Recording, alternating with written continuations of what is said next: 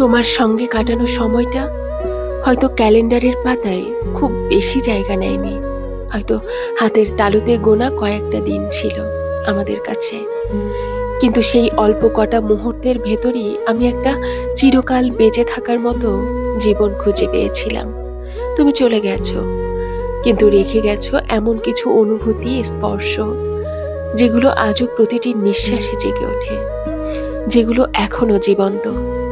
তোমার বলা প্রতিটি কথা, তোমার ছুঁয়ে যাওয়া প্রতিটা সময়, সব যেন এক একটা গল্প, যেগুলোর মাঝে আমি আজও হারিয়ে যাই। এই সংক্ষিপ্ত সময়টুকুর মাঝে তুমি আমার ভেতরে এতটা জায়গা করে নিয়েছো যে আমি চাইলে শুধু সেই দিনগুলোর স্মৃতি দিয়ে একটা উপন্যাস লিখে ফেলতে পারি।